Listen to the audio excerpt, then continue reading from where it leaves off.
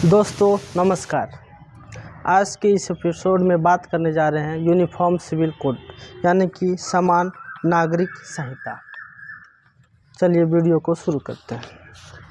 दोस्तों मेरा नाम मोहम्मद अंसारी है। कानून की जानकारी नामक यूट्यूब चैनल चलाता हूं। इस चैनल के माध्यम से जनता को जागरूक करते हैं। जो जनता पढ़ नहीं सकते हैं, लिख नहीं सकते हैं, लेकिन सुन सकते हैं, अपनी भाषा में वीडियो बनाते हैं ताकि सुन के समझ के जानकारी प्राप्त करें कि कानून क्या कहता है। तो यूनिफॉर्म सिविल कोड यानी कि समान नागरिक संहिता। भारत में दोस्तों इसका चलन 2019 में आया, जब भारत सरकार ने संसद में समान नागरिक संहिता का बिल लाया। बहुत विरोध हुआ, प्रतिरोध हुआ, जिसके चलते ये बिल पास नहीं हो पाया। अभी ठंडे अवस्था में है, लेकिन सरकार की दृढ़ इच्छा है कि समान नागरिक संहिता लाएंगे। तो समान नागरिक संहिता के बारे में एक बार फिर से चर्चा बढ़ने लगी है। एक नवभारत टाइम्स ने लिखा है कि उत्तराखंड के मुख्यमंत्री पुष्कर सिंह धामी ने समान नागरिकता संहिता समान नागरिक संहिता, दोस्तों नागरिकता नहीं, समान नागरिक संहिता यूनिफॉर्म सिविल कोड अपने प्रदेश में लागू करने की घोषणा की। हाँ दोस्तों, यानी कि 25 मार्च का ये खबर है, 25 मार्च 2022 का। तो चलिए जानते हैं यूनिफॉर्म सिविल कोड यानी कि समान नागरिक संहिता आखिर है क्या। दोस्तों सरकार की मंशा है, यानी कि भारत सरकार की मंशा है कि क्यों ना भारत में रहने वाले सभी नागरिकों के लिए एक कानून बनाना चाहिए, जैसे one nation one ration card, one nation one flag, one nation one law. दोस्तों सरकार की यही मंशा है, तो वन नेशन वन लॉ की मंशा को पूर्ण करने के लिए यूनिफॉर्म सिविल कोड सरकार देश में लागू करना चाहती है। दोस्तों यूनिफॉर्म सिविल कोड, ये जो बातें हैं बहुत पुरानी हैं। भले हम लोगों को अभी नया लग रहा है, लेकिन बहुत पुरानी है। तो चलिए जानते हैं विस्तार से कि समान नागरिक संहिता की उत्पत्ति हुई कैसे। ब्रिटिश सरकार ने 1835 में भारतीय कानून के संहिताकरण में एकरूपता की आवश्यकता पर बल देते हुए समान नागरिक संहिता यूनिफॉर्म सिविल कोड पर अपनी रिपोर्ट प्रस्तुत की। इसके बाद इसने सिफारिश की कि हिंदुओं और मुसलमानों के पर्सनल लॉ को इस तरह के संहिताकरण से बाहर रखा जाए। हिंदू कानून को संहिताबद्ध करने के लिए BN राव समिति का गठन 1941 में किया गया था। हिंदू कानून कमेटी का काम सामान्य हिंदुओं कानूनों की आवश्यकता के प्रश्न की जांच करना था। कमेटी ने शास्त्रों के अनुसार एक संहिताबद्ध हिंदू कानून की सिफारिश की, जो महिलाओं को समान अधिकार देगा। 1937 के अधिनियम की समीक्षा की गई और कमेटी ने हिंदुओं के लिए विवाह और उत्तराधिकार की नागरिक संहिता की सिफारिश की। दोस्तों जो कि 1956 में हिंदू मैरिज एक्ट आया एग्जिस्ट में। दोस्तों तो जानते हैं भारतीय संविधान में अनुच्छेद 44 क्या कहता है।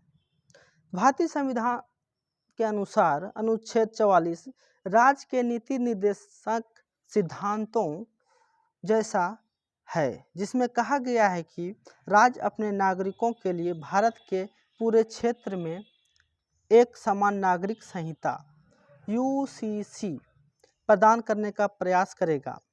इस अनुच्छेद का उद्देश्य कमज़ोर लोगों के खिलाफ भेदभाव को दूर करना और देश भर में विविध सांस्कृतिक समूहों में सामंजस्य स्थापित करना है। संविधान लिखे जाते समय समान नागरिक संहिता के कुछ समय के लिए स्वैच्छिक बना दिया गया था और इसे ध्यान में रखते हुए संविधान के मसौदे के अनुच्छेद 35 को भारत के संविधान के भाग 4 में राज्य के नीति निर्देशक सिद्धांतों के एक भाग के रूप में अनुच्छेद 44 के रूप में जोड़ा गया। दोस्तों, भारत संविधान यानी कि भारतीय संविधान के निर्माता जानते ही हैं बाबा साहब भीमराव अंबेडकर। भारतीय संविधान के निर्माता डॉक्टर बाबा साहेब भीमराव अंबेडकर ने संविधान सभा में अपने भाषण में कहा था कि किसी को इस बात से आशंकित होने की आवश्यकता नहीं है कि यदि राज्य के पास शक्ति है तो राज्य उस शक्ति को निष्पादन करने के लिए आगे बढ़ेगा। जिन पर मुसलमानों या ईसाइयों या किसी अन्य समुदाय द्वारा आपत्ति जताता हो, मुझे लगता है कि अगर ऐसा हुआ तो एक पागल सरकार होगी। दोस्तों, एक पागल सरकार होगी। भीमराव अंबेडकर ने कहा था कि अगर कोई सरकार, कोई गवर्नमेंट, स्टेट गवर्नमेंट या क्यों नहीं इंडिया का central government uniform civil code लाती है और इसमें किसी समुदाय के लोग आपत्ति जताते हैं, इसका मतलब ये होता है कि यूनिफॉर्म सिविल कोड आपने सही से लागू नहीं किया है। धर्मावलंबी विभिन्न समुदाय जो जाति धर्म के मानने वाले हैं उनके बारे में विस्तृत रूप से चर्चा नहीं किए, जानकारी हासिल नहीं किए कि उनके धर्म क्या कहता है, उनका संविधान, उनके धार्मिक मान्यताएं क्या है, उनके रूढ़ी, उनके कस्टम्स क्या हैं, ये सब जाने बगैर अगर यूनिफॉर्म सिविल कोड लाते हैं तो ये सरकार के पागलपन ही कहेंगे। दोस्तों, इसी के चलते संसद में जो 2019 में यूनिफॉर्म सिविल कोड का बिल भारत सरकार ने लाया था, बहुत पुरजोर तरह से विरोध हुआ। विरोध होने का एक ही कारण कि किसी एक पक्ष को सही से उनके बारे में सही से जानकारी देना, किसी दूसरे पक्ष के कस्टम्स को सही से नहीं बताना या सही से पेश नहीं करना, उनके कस्टम को डिक्लेरेशन नहीं करना, ये सब सारे दिक्कतें हुई थी जिसके चलते गतिरोध का सामना करना पड़ा। हाँ, यूनिफॉर्म सिविल कोड किसी भी देश के लिए एक अच्छा पहलू हो सकता है, उनके अपने बेनिफिट हैं, क्योंकि अगर अलग अलग कोड रहते हैं देश में तो कोर्ट को कंडक्ट करने में काफ़ी दिक्कतें होती हैं। अलग अलग ट्रिब्यूनल्स बनाइए, अलग अलग किताबें, अलग अलग संविधान, अलग अलग देख रेख करने वाले की ज़रूरत पड़ने लगती है, तो काफ़ी दिक्कतें का सामना करना पड़ता है, तो कन्फ्यूजन क्रिएट हो जाता है। लेकिन यूनिफॉर्म सिविल कोड लाने से ये होगा कि एकदम सबके लिए कोड बराबर, एकदम जागरूकता सही से फैला दिया जाए तो कोई कन्फ्यूजन नहीं। हाँ, इसीलिए यूनिफॉर्म सिविल कोड लाने में सरकार को जल्दी नहीं करना चाहिए। हाँ, लाए जरूर, लेकिन दुरुस्त लाएं। ये नहीं कि आनन फानन में अपने पॉलिटिकल विल को पूरा करने के लिए यूनिफॉर्म सिविल कोड ला ले, जैसे one nation one ration card, one nation one flag तो ठीक है, one nation uniform civil code, तो यूनिफॉर्म सिविल कोड अच्छी चीज़ है। तो ओरिजिन कहाँ से हुआ था यूनिफॉर्म सिविल कोड का? दोस्तों, ये तो ओरिजिन बहुत पहले से, यानी कि 1885 से ही इसका मैटर आया था दोस्तों, यूनिफॉर्म सिविल कोड का। लेकिन हम लोग सही से, विदेश में भी यूनिफॉर्म सिविल कोड की मांगें बढ़ती हैं, जैसे पेपर में लिखा है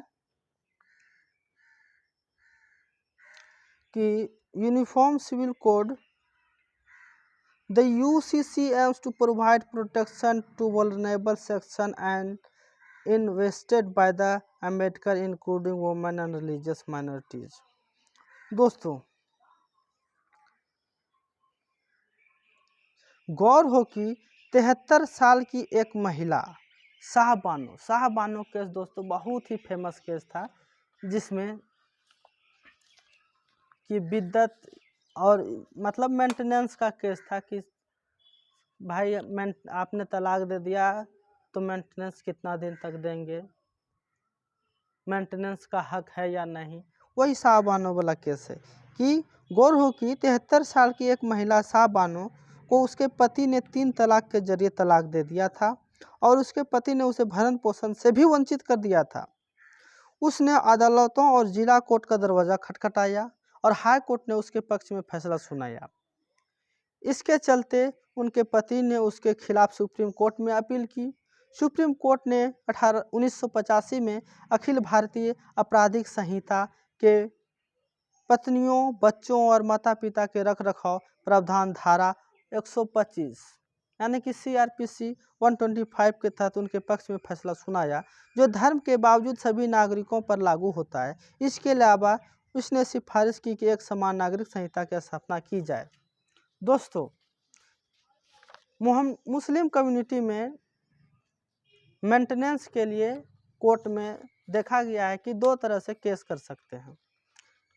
वो अपना पर्सनल लॉ के हिसाब से भी केस करते हैं कि हमको मेंटेनेंस चाहिए, और CRPC के प्रावधान के अनुसार भी केस करते हैं। तो दोस्तों, तो ऐसा नहीं होना चाहिए। यह सब दिक्कतें का सामना करना पड़ता है देश में लॉ एंड ऑर्डर को मेंटेन करने के लिए, कानून व्यवस्था को मेंटेन करने के लिए। कभी कभी जुडिशरी सिस्टम भी कंफ्यूज में आ जाते हैं कि क्यों ऐसा कि हम कस्टम के हिसाब से भी केस फाइल जनता करता है और हमको स्वीकार करना पड़ता है, और CRPC के तरफ से भी अगर CRPC का हवाला देते हुए अगर मेंटेनेंस का केस करते हैं तो उनमें भी स्वीकार करना पड़ता है। ये सब दिक्कतें का सामना करना पड़ सकता है। हाँ, यूनिफॉर्म सिविल कोड अच्छी चीज़ है, लेकिन उन्हें सही से गहन सोच के साथ लागू करना चाहिए, ताकि किन्हीं कम्युनिटी को, किसी समुदाय को, धार्मिक स्वावलंबी को आहत नहीं पहुँचे। दोस्तों, इसी बात को लेकर मैंने ये वीडियो बनाया, क्योंकि ये अभी चलन में है। एक दिन पहले भी अब स्टार्ट हो गया है कि इस बार यूनिफॉर्म सिविल कोड लागू होकर ही रहेगा, इसलिए मैंने ये वीडियो बनाया। दोस्तों, ये मेरा छोटा सा चिंतन था। ये कैसा लगा दोस्तों, कमेंट सेक्शन में जाके ज़रूर बताइएगा। अगर अच्छा लगा तो मेरे वीडियो को लाइक कीजिएगा, और मुझे प्यार देने के लिए मेरा वीडियो जैसे मैंने अपलोड करते हैं हम YouTube में, अगर आप चाहते हैं कि पहले आपके पास वीडियो पहुंचे तो मेरे चैनल को सब्सक्राइब करना ना भूलें। दोस्तों, नमस्कार।